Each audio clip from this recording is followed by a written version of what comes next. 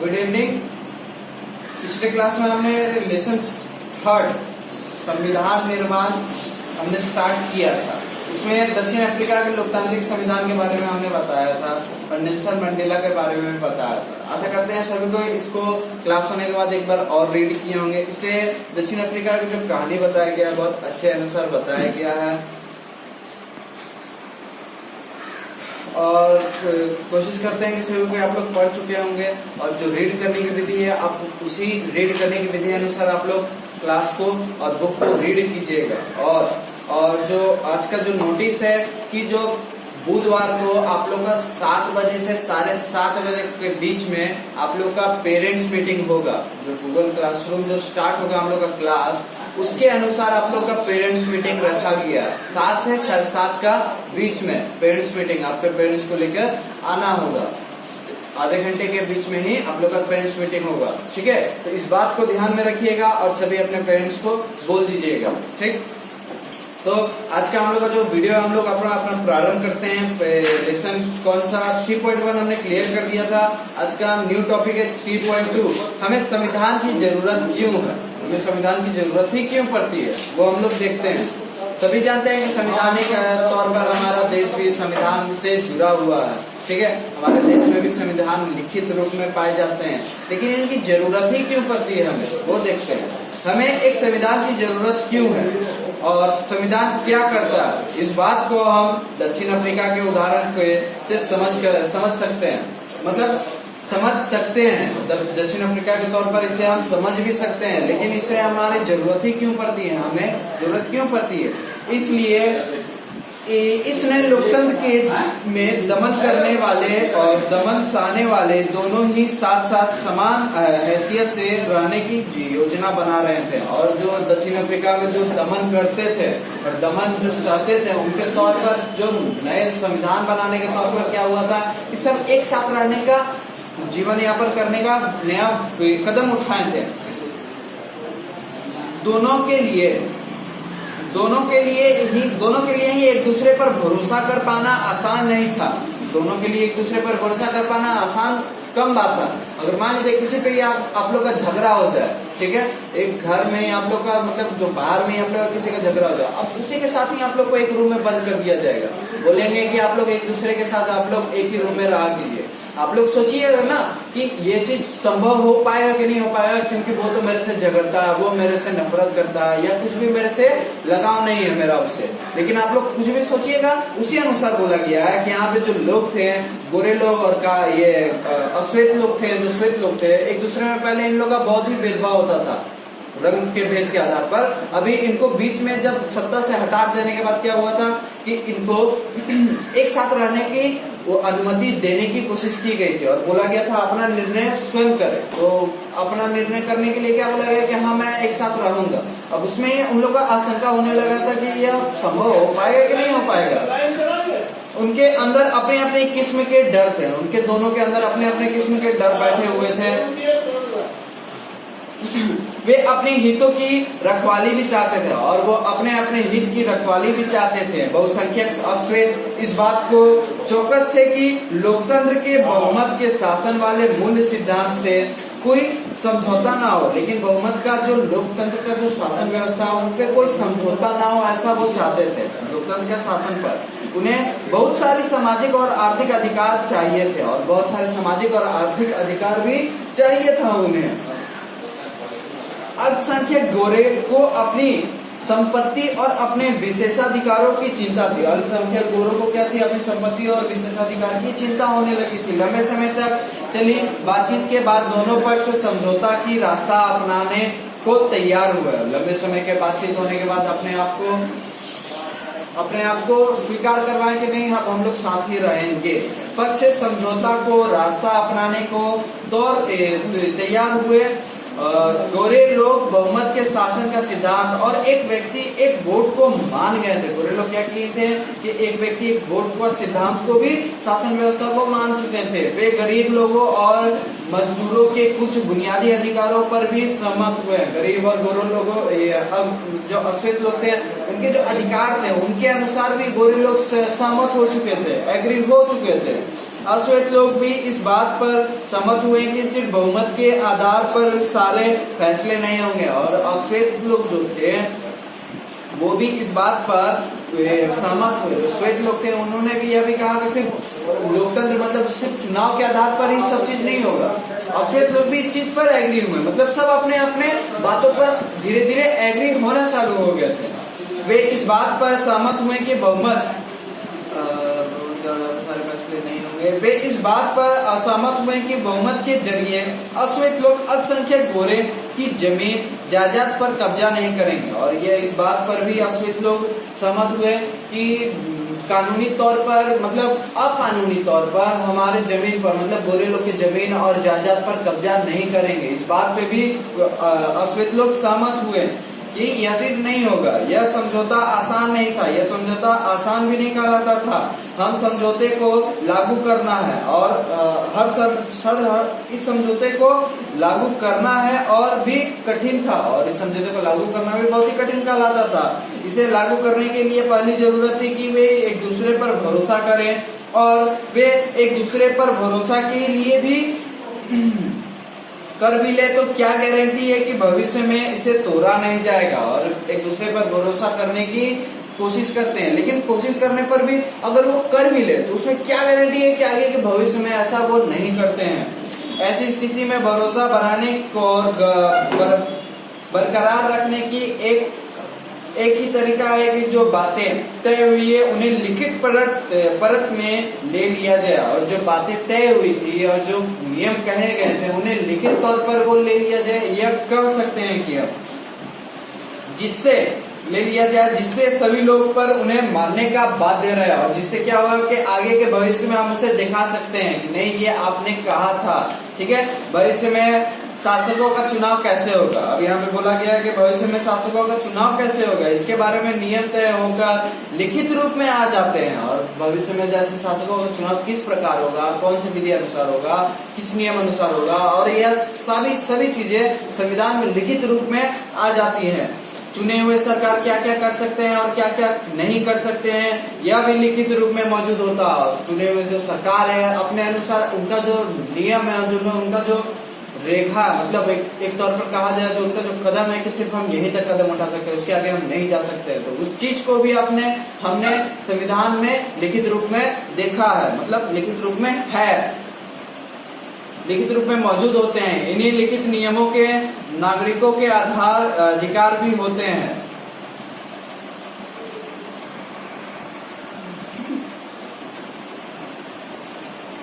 कहाँ थे?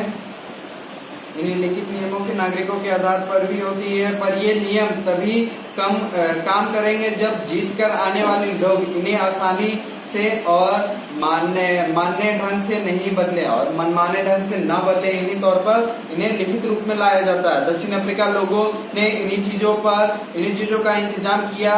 वे कुछ बुनियादी नियमों पर सहमत हुए।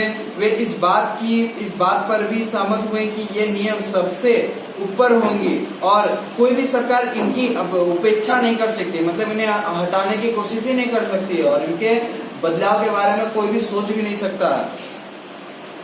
इन्हीं बुनियादी नियमों के लिखित रूप में संविधान कहते हैं। इन्हीं बुनियादी नियम के लिखित रूप को हम संविधान कहते हैं। संविधान रचना सिर्फ दक्षिण अफ्रीका की खासियत नहीं है। यह संविधान रचना सिर्फ दक्षिण अफ्रीका में ही सिर्फ नहीं हुआ है। हर देश में अलग अलग समूहों के लोग रहते हैं और हर देश में अलग अलग समूहों के लोग रहते हैं। संभव है कि उनके रिश्ता दक्षिण अफ्रीका के गोरे और काले जितने कटुतापूर्ण नहीं, और दक्षिण अफ्रीका में जितने कटुतापूर्ण मतलब कठिनाई से जितने संविधान निर्मित हुए थे, ऐसे बहुत सारे देश में ऐसा नहीं हुआ होगा, ऐसा हम सोचते हैं, कोशिश करते हैं। पर दुनिया भर में लोगों के बीच विचारों और हितों के फर्क रह जाते हैं। पर दुनिया में क्या होता है कि लोगों और विचारों के बीच में बहुत सारे फर्क रह जाते हैं। लोकतांत्रिक शासन प्रणाली हो या ना हो, पर दुनिया के सभी देशों को ऐसे बुनियादी नियम की जरूरत होती है। यह बात सिर्फ सरकारों को ही लागू होता है, नहीं होता। हर संगठन के कायदे कानून होते हैं, संविधान होते हैं। इस तरह इनके आपके इलाकों पर कोई क्लब हो या सहकारी संगठन या फिर राजनीतिक दल सभी को एक संविधान की जरूरत होती है। ऐसा बोल रहा है कि जो लोग होते हैं वो संवैधानिक तौर पर इन्हें जरूरी कहा जाता है। और दूसरी बात कि हर जगह हर अपने क्षेत्र में एक संवैधानिक नियम भी होता है, जरूरी कहा जाता है। और इसी अनुसार हर जगह हर देश में लिखित संविधान के रूप में सब जगह कहा गया है, लिखित रूप में दिखा दिया गया है। ठीक है। और दूसरी बात यह भी बोल रहा है कि हर क्षेत्र में एक क्लब के रूप में मतलब जो कहा जा सके, मतलब एक मोहल्ले के तौर पर ही अगर हम देख लेते हैं तो हर एक मोहल्ला में एक क्लब के अनुसार होता है, एक नगर पालिका होता है, हर एक जगह होता है। तो इससे क्या होता है कि उसे अपने कामकाज में बंटवारा होता है। और दूसरी बात उनके काम का जो ढंग होता है वो अच्छे तरीके से होता है। ठीक है। अगर हम एक ही काम को अगर आप लोग मान लीजिए कोई बड़ा काम, उसी एक ही काम को अपना एक ही आदमी को दे देंगे तो उससे क्या होगा कि वो आदमी पूरी तरीका से और अच्छे ढंग से नहीं कर पाएगा। और उसी काम में अगर आप लोग को 10 जन को हम बैठा दिया जाएगा कि आप लोग इस काम को कीजिए, तो उसमें 10 जन का दिमाग रहेगा और 10 जन की आंखें भिड़ी रहेगी, मतलब गड़ी रहेगी। उसे क्या होगा कि वो काम अच्छी तरीका से और पूरी तरीका से पूर्ण हो जाएगी। यही बात को ध्यान में कहा जा गया है कि पूरी जगह व्यतीत हो गया उनके काम का। और आगे का कहा गया है कि संविधान लिखित नियम को ऐसी किताब है जिसे किसी देश में रहने वाले सभी लोगों सामूहिक रूप में मानते हैं। मतलब जो देश में रहने वाले जो सभी लोग हैं उसे सामूहिक तौर पर मानते हैं, सभी एक समान मानते हैं। संविधान सर्वोच्च कानून है जिसे किसी क्षेत्र में रहने वाले लोगों के बीच के आपसी संबंध तय होने के साथ साथ लोगों और सरकार के बीच भी संबंध तय कर देती है, और लोगों और सरकारों के बीच भी संबंध तय करती है संविधान। ठीक है। संविधान अनेक काम करता है जिन्हें यह प्रमुख है, जिनमें से यह प्रमुख कहलाता है। कौन से पहला है, यह साथ रह रहे विभिन्न तरह के लोगों के बीच जरूरी भरोसा और सहयोग विकास करता है। जरूरी भरोसा सहयोग का विकास करता है पहले तौर पर। दूसरे तौर पर यह स्पष्ट करता है कि सरकार का गठन कैसे होगा और किसे फैसले लेने का अधिकार होगा, और किसे फैसले लेने का अधिकार होगा यह भी संवैधानिक तौर पर लिखित रूप में रखा गया है। तीसरा यहाँ पे बोला गया है, तीसरा कौन से कामकाज है कि यह सरकार के अधिकारों की सीमा तय करता है। ठीक है। सरकारों की सीमा तय करके रखता है और यह बताता है कि नागरिकों के क्या अधिकार है और नागरिकों का क्या अधिकार कहलाता है वो भी तय कर रहता है। चौथा यहाँ पे बोला गया है कि यह अच्छा समाज के गठन के लिए लोगों का आकांक्षाओं को व्यक्त करता है, लोगों की आकांक्षाओं को व्यक्त करता है। ठीक है। यह चार चीजें काम, अनेक काम के तौर पर बहुत सारे संविधान के काम है, उनमें से सिर्फ 4 के बारे में ऐसा बताया गया, और भी बहुत सारे होंगे और वो चीज के बारे में नहीं बताया गया, सिर्फ 4 के बारे में स्पष्ट किए गए। जिन देशों में संविधान है वे सभी लोकतांत्रिक शासन वाले हो या जरूरी नहीं है। ये जिन देश में संविधान पाए जाते हैं वो सिर्फ लोकतांत्रिक शासन वाले देश हो या जरूरी नहीं कहलाता है। लेकिन जिन देश में लोकतांत्रिक शासन है वहाँ संविधान का होना जरूरी है। लेकिन जिस देश में लोकतांत्रिक शासन व्यवस्था पाया जाता है वहाँ पे संविधान होना जरूरी कहलाता है। ब्रिटेन के सिर्फ आजादी की लड़ाई के लिए, ब्रिटेन में क्या होता है कि सिर्फ आजादी की लड़ाई के लिए के बाद अमेरिकी लोगों ने अपने लिए संविधान का निर्माण किया। फ्रांसीसी क्रांति के बाद फ्रांसीसी लोगों ने एक लोकतांत्रिक संविधान को मान्यता दिया है। तो क्रांति के बाद क्या होता है कि एक लोकतांत्रिक संविधान का मान्यता दे दिया जाता है लोकतंत्र को संवैधानिक तौर पर। इसके बाद से यह चलन हो गया है कि हर लोकतांत्रिक शासन व्यवस्था में एक लिखित संविधान हो, और इसके बाद से क्या होगा कि हर जगह फैल गया है कि संवैधानिक तौर पर उसे लिखित रूप में रखा जाए। ठीक है। उसे बेहतरी के तौर पर उसे लिखित रूप में हम रख सकते हैं, इसे जरूरी कहलाता है। ठीक है। और जो हम लोग का नेक्स्ट टॉपिक है 3.3 भारतीय संविधान का निर्माण। हम भारतीय संविधान का निर्माण देखते हैं। दक्षिण अफ्रीका की ही तरह भारत का संविधान भी बहुत कठिन परिस्थिति के बीच बना है। दक्षिण अफ्रीका की ही तरह क्या होता है कि भारत का संविधान भी बहुत ही कठिन परिस्थिति में बना है। भारत जैसे विशाल और विविधता भरे देश के लिए संविधान बनाना आसान काम नहीं था, और भारत के लिए ऐसा करना बहुत आसान काम नहीं था। भारत के लोग तब गुलाम की हैसियत से निकलकर गरीब की हैसियत पाने जा रहे थे। गुलाम की हैसियत से निकल गया तब उस समय जब संविधान बन रहा था, गरीब की हैसियत पाने जा रहे थे, मतलब आजादी की हैसियत पाने जा रहे थे, नागरिक की हैसियत पाने जा रहे थे। देश ने धर्म के आधार पर हुए बंटवारे की विभीषिका झेली है। देश में क्या होता है कि बंटवारे की बहुत सारी विभीषिका लोगों ने बहुत ही परिश्रम किए हैं। भारत और पाकिस्तान के लोगों के लिए बंटवारा भारी बर्बादी और दहलाने वाला अनुभव था। और उसी समय भारत और पाकिस्तान का बंटवारा के तौर पर बहुत ही बर्बादी और दहलाने वाला अनुभव था। विभाजन से जुड़े हिंसा में सीमा के दोनों तरफ कम से कम 10 लाख लोग मारे जा चुके थे। और भारत और पाकिस्तान के बीच दोनों सीमा के अपने अपने जगह पर कम से कम युद्ध के बाद 10 लाख लोग कम से कम मारे जा चुके थे। एक बड़ी समस्या और भी थी, और बहुत बड़ी समस्या यह भी थी कि अंग्रेजों ने देसी रियासतों के शासकों को यह आजादी दे दी थी कि वे भारत या पाकिस्तान जिसमें इच्छा हो अपनी रियासत की विलय कर दे, मतलब अपनी हिस्सा, मतलब अपनी सत्ता अपने जहाँ चाहे वहाँ बैठा सकते हैं, ऐसा अंग्रेजों ने कह दिया था। इससे क्या हो गया था कि बहुत ही कठिनाई बढ़ गई थी। इच्छा हो अपनी रियासत की विलय कर दे या स्वतंत्र रहे, मतलब अपनी सत्ता का विलय कर दे, मतलब उनके बंटवारा कर दे या फिर अपना स्वतंत्र रहे। इन रियासतों की विलय मुश्किल और अनिश्चित भरा काम था। और इन रियासतों का विलय मतलब इनका कामकाज देखना बहुत ही अनिश्चित भरा काम था, मतलब बहुत मुश्किल काम हो जाता जा रहा था। इनके बोलने पर, अंग्रेजों के कहने पर यह बहुत ही मुश्किल हो चुका था। जब संविधान लिखा जा रहा था तब देश का भविष्य इतना सुरक्षित और चैन भरा नहीं लगता था। और जब अभी के तौर पर हम देखते हैं तो जब संविधान बन रहा था तो उस समय इस तरह शांति और इस तरह चैन भरा माहौल नहीं था। उस समय लगता था जितना आज है, नहीं लगता था जितना आज है। संविधान निर्माताओं को देश के वर्तमान और भविष्य की चिंता थी। संविधान निर्माता जो थे उनके देश में भविष्य और आज की चिंता हो रही थी, ठीक है। और जो साइड में जो चित्र दर्शाए गए हैं यहाँ पे वल्लभ भाई झाराभाई पटेल और सरोजिनी नायडू, इन सब की जो चीजें हैं ये सभी महापुरुष हैं जिनका संविधान निर्मित के तौर पर, इनका संविधान निर्माण के तौर पर इन्हें अहम माना गया था। इनका अहम भूमिका हुई थी आजादी और संविधान निर्माण के तौर पर, ठीक है। और आज के लिए सिर्फ हम यही स्टॉप करते हैं। नेक्स्ट क्लास हम लोग का जो होगा संविधान निर्माण का रास्ता होगा, उसके बाद का स्टेप हम लोग नेक्स्ट क्लास में करेंगे। और कोशिश करते हैं कि जो आप लोग को बोला गया, जो पढ़ने की जो विधि है उसके अनुसार आप लोग पढ़ रहे होंगे। अगर जो नहीं पढ़ रहे हैं तो उनको देखिएगा समझने में हल्की थोड़ी परेशानी होती होगी, ठीक है।